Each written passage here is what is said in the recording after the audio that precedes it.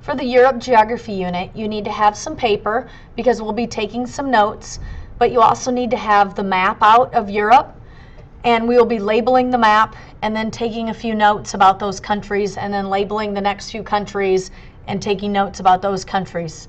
The map of Europe looks pretty complex, and it is. It's got 44 separate countries, and the map of Europe has changed significantly over the several hundreds of years, but also just in the few years that I've been teaching, I think I've had to use 5 or 6 different maps. So make sure you have those out as well. All right, so let's begin. Our first country that we're going to label is the country of Iceland. And although Iceland is not on the main continent of Europe, it is considered to be part of the European continent.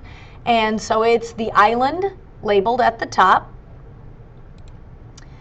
And as far as notes about Iceland, Iceland is probably misnamed because your perception of Iceland is that it's cold, that it's, icy, that there's not a lot of life, but really that's not the case at all. Iceland is actually more green than Greenland, and Greenland is actually more ice than Iceland. So maybe these two islands, both located in the northern Atlantic, are misnamed, and quite honestly that's part of it. They misnamed them so that people would not go to these countries, and like come to the countries to attack, and so that was actually part of the reason why they are misnamed. Iceland also has a lot of hot springs and geysers, things that maybe you wouldn't associate with a name like Iceland. These are all natural and are part of the tourism that is drawn into Iceland. We're going to watch a short video about the Blue Lagoon, which is one of the natural hot springs.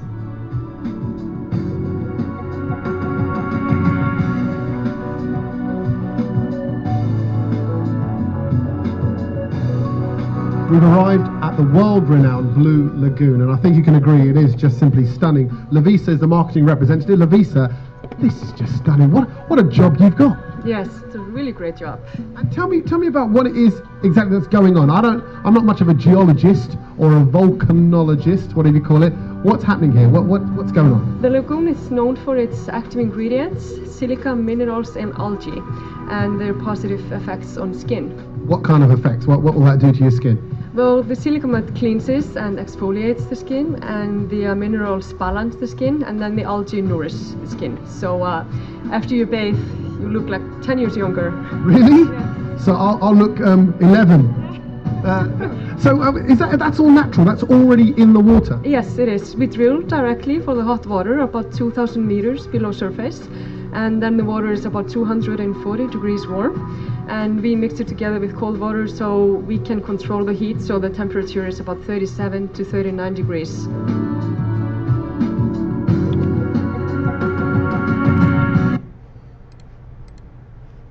All right, so Iceland, probably misnamed. All right, the next ones I want you to label. Norway. Okay, this country right here, along the Atlantic, just across from Iceland. In the middle you have Sweden. Off to the east you have Finland, and down here, this peninsula and islands, is Denmark. So label Norway, Sweden, Finland, and Denmark.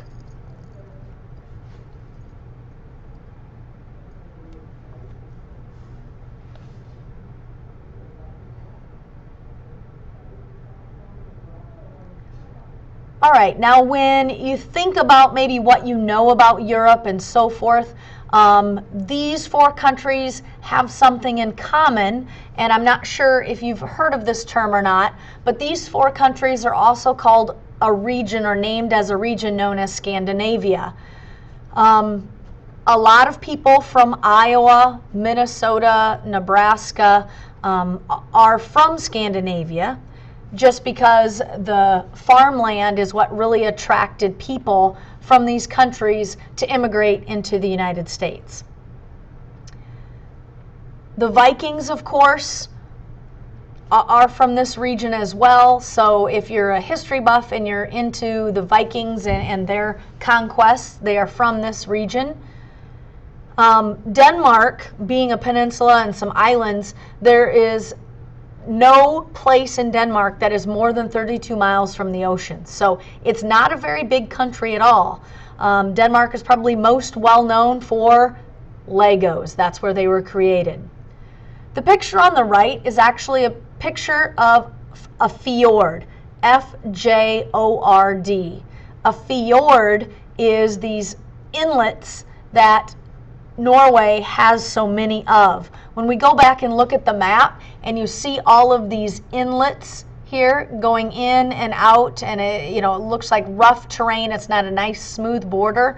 A lot of cruises go in these little bays, if you will, or fjords is what they're called, because it is pretty breathtaking. When you think you could cruise in there, it's deep water, it's rugged cliffs, it doesn't gradually go down into the water like a beach, like we're typically used to.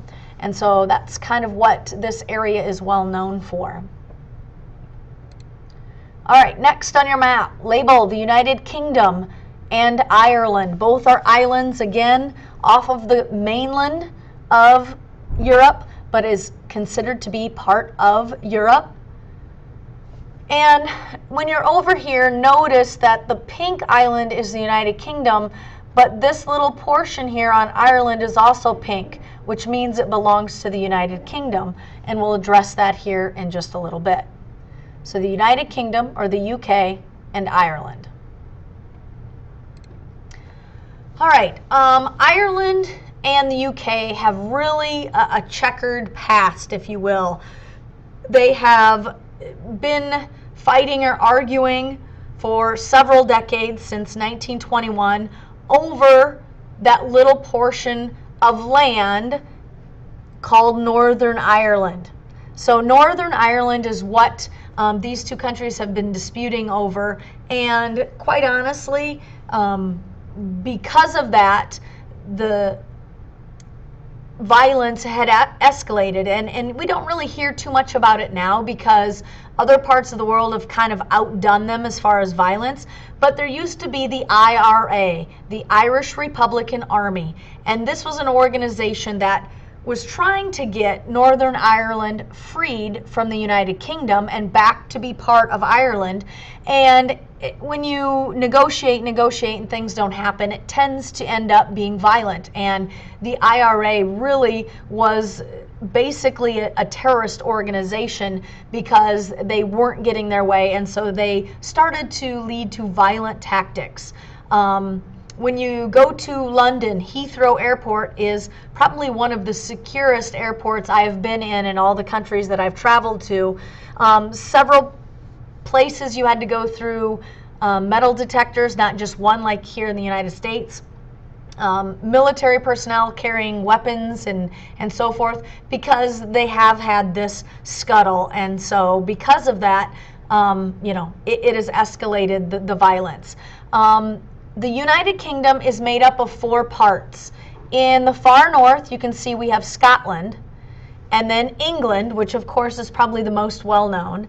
The small one on the west is Wales, and again, this part right here is Northern Ireland. And those 4 parts make up the United Kingdom.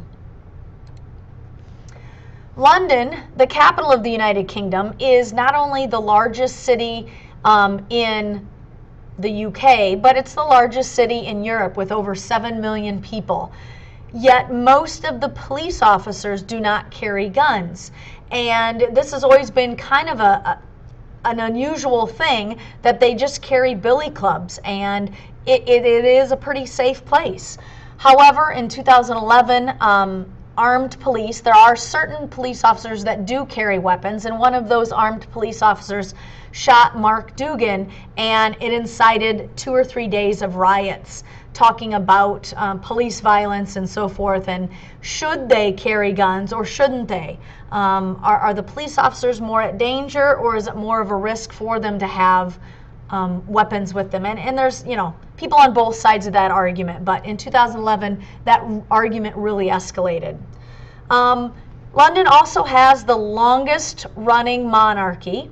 And for a long time, it was Queen Victoria of England that was the longest ruling monarchy, but now it is Queen Elizabeth II. She has ruled since 1953, and this just shows you some pictures with U.S. presidents so you can kind of go through and see how long she has ruled.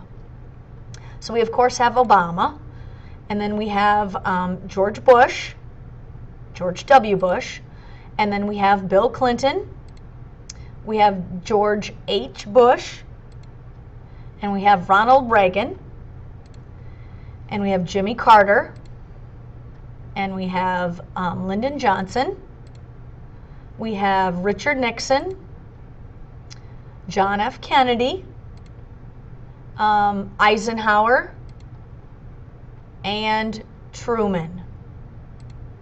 So you can see through those pictures that she kept getting younger and younger, of course, but she's been ruling since 1953, and that makes London kind of a unique place because there are not a lot of places that have monarchies. And of course, in the news, you have all of the information about the monarchy, and with Prince William and their newest addition to the family being probably the next in line. All right, on our maps, we have labeled Iceland, we have labeled Norway, we have labeled Sweden, Finland, Denmark, Ireland, and the United Kingdom.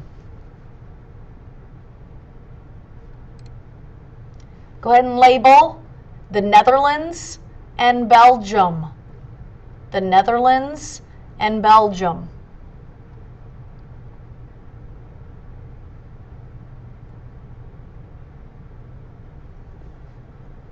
All right, these two countries have something in common, and it's typically just culture. Both of these countries are Dutch. And if you talk about Dutch settlers, if you talk about Dutch explorers, or that you speak Dutch, that's from the Netherlands and also Belgium. The Netherlands is really where the Dutch are well known for. You've got the typical tulips, you've got the windmills, you've got the wooden shoes. So the Netherlands are the true Dutch culture, and it's exactly what you envision. Also, Netherlands is kind of nicknamed Holland, and so if you hear someone referring to Holland, you're actually referring to the Netherlands. Belgium, well known for a couple of different foods. One's one of my favorites, and the other one is not so much my favorite. Belgian waffles are, of course, from Belgium, and it is, well known for these delicious breakfast items. The other thing is the vegetables of Brussels sprouts, which were grown as early as the 1200s. And the connection here is Belgium is the country and Brussels, plural, is the name of the capital. And so those two foods can kind of remind you of the country and the capital of Belgium. All right, at this point, what I want you to do is just make sure that you review all of the countries that we just went over, and make sure you know those countries. Like I said, there are 44 countries, and you're going to need to know the religions of these countries and the languages that these countries speak, and plus the notes that we're taking for the test. So it's in your best interest to chunk the material, so make sure you practice the map. I have plenty of copies up on my desk, and so you can practice this map. I've also got a link on Canvas where you can go through and practice online, and all you do is click. It asks you, okay, click on Iceland, and you click on the right one. If it does, it turns it green, I believe, and if it takes a couple of turns, it turns it yellow, and then once you've had 2 or 3 tries and you get it wrong, then it turns it red. So please review the map and the notes for tomorrow.